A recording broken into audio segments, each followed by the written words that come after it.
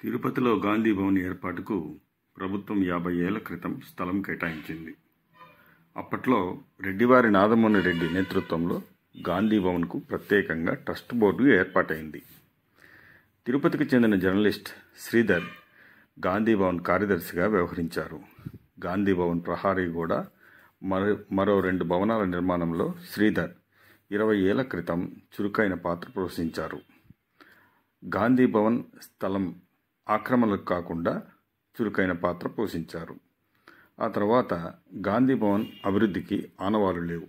తాజాగా గాంధీజీ 77వ వర్ధంతి సందర్భంగా దేశం జాతిపితకు నివాళులు అర్పించింది. కానీ తిరుపతిలో గాంధీ భవన్ దుస్థితిలో ఉంది.